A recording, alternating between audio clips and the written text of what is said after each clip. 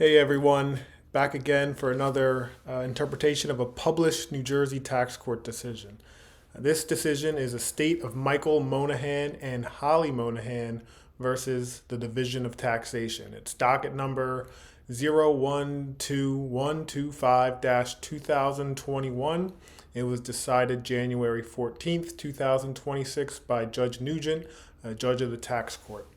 So in this instance, this decision came to us today via a cross motion for summary judgment by the taxpayer and the Division of Taxation.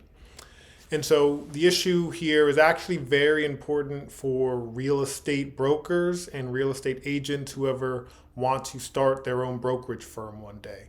The issue is whether the Division of Taxation properly reclassified as wages commissions from the sale and rental of real estate, which Michael and Holly reported on their New Jersey gross income tax return as business income.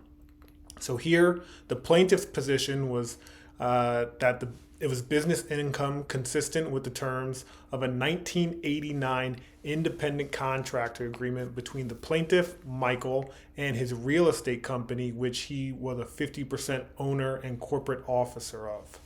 And the plaintiff said that the defendant must accept their independent contractor election as mandated by the Real Estate License Act, as that act was interpreted in Kennedy versus Weichert Company, New Jersey Supreme Court decision decided in 2024.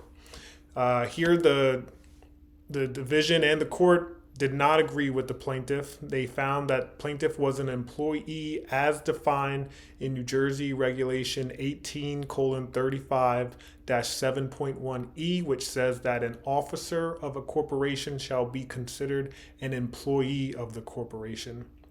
And the court affirmed the division's income reclassification. The division's cross motion for summary judgment was granted and plaintiffs was denied. So the underlying facts here, the taxpayer was a licensed New Jersey real estate broker and was a 50% shareholder in Monihan Realty Inc. However, the taxpayer here, Michael, wore a lot of hats at the company. He was the president, the treasurer. He dealt with all the management functions, such as procuring insurance, signing income tax returns, recruiting salespeople, coordinating accounting and legal services. And he was a broker salesperson and the broker of record at the company. I know this probably matches with a lot of you watching this and how you go about your realty business. Now, and the taxpayer here entered into a broker salesperson independent contractor agreement with his own company, and the ICA reads as follows. This agreement does not constitute employment of salesperson by broker. And broker and salesperson acknowledge that salesperson's duties under this agreement shall be performed by him in his capacity as an independent contractor. So taxpayer received the following compensation from the company. He incurred wages in connection with the company as an officer and employee. He received a distribution of shares, distribution of S Corporation income via K1. He received commissions on individual sales and rentals of real estate. And the division audited his gross income tax return and issued a notice of deficiency, reclassifying his commissions from the sale of real estate as W-2 income, i.e. wages. Now, without this redesignation, taxpayers' wages for the audit years were $41,600 in 2016, 2017, 2018, and 19. With the redesignation, taxpayers' wages jumped up nearly $200,000, coming in as high as $234,000, but is also as low as $146,000. Taxpayers timely protested their audit. So, taxpayer argues that his tax reporting is governed by the language of the Brokers Act as amended in 2018, which requires that a real estate salesperson and a broker identify their business association as either an employee or an independent contractor, which they did here. Taxation's reclassification of taxpayers' commissions as wages based his employment status pursuant to the regulation I referred to, 18:35-7.1, saying since he's a corporate officer, all of the income he's receiving from doing business with the corporation should be on a W-2. And because he should be an employee.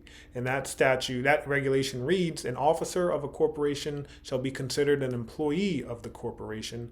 And that's basically what they're hanging their hat on.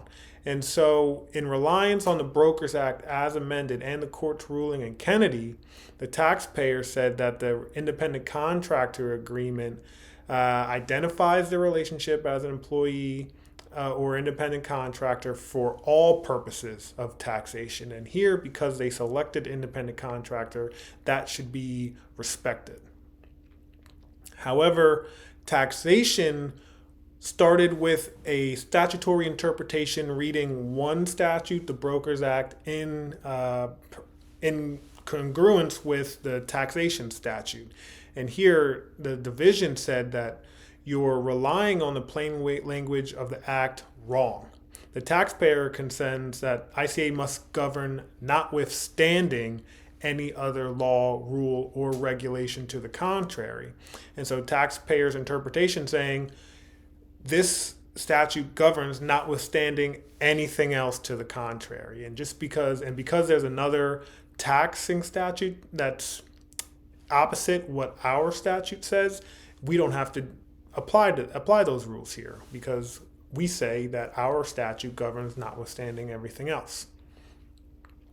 And this was, a good argument by the taxpayer. It might even be the right argument, but not the right argument here because the court did decide against them.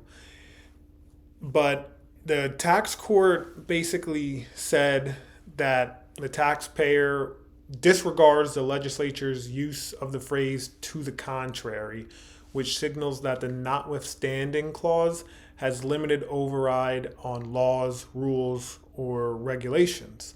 And the court found that the taxpayer's argument failed to properly treat this limitation. Specifically because the court found that the taxpayer's interpretation was overly broad, incorrectly assuming that notwithstanding clause provided unlimited override of all other laws and regulations.